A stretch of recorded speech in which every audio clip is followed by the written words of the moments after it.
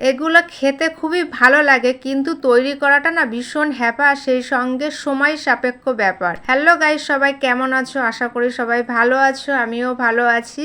এই দেখো সকাল সকাল এক ঝুড়ি আলু নিয়ে বসে গেছি, এখন আলু কাটছি। আজকে এক ঝুড়ি আলুই সব একসাথে কেটে ফেলবো, কিন্তু আমি একা কাটতে পারবো কিনা বুঝতে পারছি না।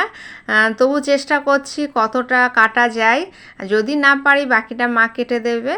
তাই আমি একটা আলু নিয়ে তো স্টার্ট করেছি, তোমরা দেখছো। আর মাঝারি সাইজে ছোট ছোট আলু কাটছি, এগুলো কাটতে মানে খোসা ছাড়াতে অল্প সময় লাগে, তাই করছি। আর আজকে কিন্তু আলুর খোসা অনেক হবে, বোঝা যাচ্ছে। এই দেখো গাইজ, এক ঝুড়ি আলু, আমি তো সেই থেকে কেটে যাচ্ছি, এক ঝুড়ি আলুই কাটা পড়বে। আর আলুর খোসা খেতে আমি ভীষণ ভালোবাসি, বিশেষ করে আলুর খোসা ভাজি ডিপ ফ্রাই করলে ভাতের সঙ্গে খেতে খুবই ভালো লাগে, শুধু খেতে খুবই ভালো লাগে, মানে আমার খুব ভালো লাগে। আর তোমাদের কাছে কেমন লাগে আলুর খোসা ভাজা, তোমরা খেয়েছো কিনা অবশ্যই কমেন্টস করে জানিও। আর এই দেখো এতগুলো কেটে ফেলেছি, এর মধ্যে এখনও অনেক কাটতে হবে, তা আমি আর কাটবো না, বাকিটা মা কাটবে। এখন এই আলুগুলো দেখো কতটা আলু রয়েছে, এগুলো সব মা কাটবে। এখন আমি এই আলুগুলো আসলে বলতেই ভুলে গেছি যে আমি এত আলু কাটছি কেন। এই হয়েছে গাইস, আমি বলতে ভুলে গেছি, তোমাদেরকে বলছি। এই আলুগুলো দিয়ে সব চিপস তৈরি করা হবে, আলুর চিপস আমাদের প্রত্যেক বছর তৈরি করা হয়। এই দেখো মা চলে এসছে কাটতে, আমি যতটা পারলাম, মা এবার বাকিগুলো কাটবে। সব কাটা হয়ে গেছে, এবার আমি রান্নাঘরে চলে এসেছি। এসে তো কড়াই বসিয়ে দিয়েছি, এবার পরিমাণ মতো জল দিতে হবে। যদিও আমি এত কিছু পারি না, জানি না, মা পাশের থেকে বলে বলে দিচ্ছে, তাই আমি সেই পরিমাণে জল দিলাম। এবার লবণ ছড়িয়ে দিচ্ছি পরিমাণ মতো, তারপরে হলুদ গুঁড়ো দিয়ে নিচ্ছি। মানে আলুর চিপস তৈরি করা হচ্ছে বাড়িতে, এটা আমাদের বাড়িতে প্রত্যেক বছর তৈরি করা হয়, আর একসাথে অনেক তৈরি করা হয়। আজকের থেকে তো স্টার্ট হয়েছে। এবার জলটা ঢেকে দিলাম গরম করার জন্যে।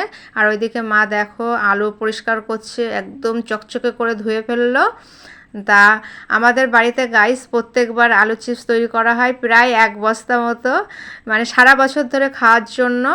এবার দেখো জলটা গরম হয়ে গেছে, এবার ওই আলুগুলো, কাটা আলুগুলো এক এক করে দিচ্ছি ঢেলে, কিন্তু গরম জল এসে ছিটকে পড়েছে, আমার খুব হাতে লেগেছে মানে ফোসকা উঠে যাবে হয়তো। এবার মা বাকিটা ঢেলে দিল, একটু নাড়াচাড়া করে দিয়ে 5 মিনিট মতো এটা বসিয়ে রেখেছে সিদ্ধ হওয়ার পরে। এই দেখো সিদ্ধও হয়ে গেছে। গাইস, মা কিন্তু ভালো বোঝে, মানে এইসব তৈরি করাতে মা একেবারে উস্তাদ, আমি কিচ্ছু পারি না, আমি শিখছি। আর এই দেখো মা জল ঝারিয়ে নিচ্ছে এটা। এরপরে গরম আলু চলে যাবে একদম রোদে শোকাতে, মানে ছাদে যাবে। তাই মা এটা হাতে ধরেই নিয়ে চলে যাচ্ছে ছাদে। মা ছাদে চলে এসছে অলরেডি। এইদিকে বাবার নেট পাতিয়ে বসে আছে, বাবার দায়িত্ব পড়েছে এগুলো একটা একটা করে পাতাতে হবে। আর এত গরম, এই গরম অবস্থায় একটা একটা করে দিতে হবে, একটার উপর গায়ে উঠে গেলে হবে না, কারণ ভালো না সকালে কালো হয়ে যাবে, ছত্রাক জমে যাবে, সারা বছর থাকবে না।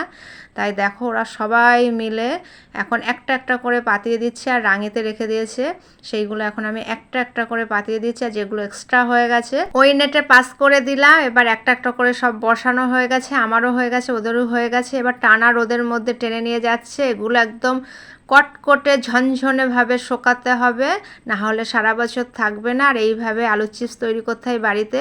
তোমাদেরকে পুরো দেখিয়ে দিলাম, তোমাদের সাথে এই ভিডিওটা শেয়ার করলাম।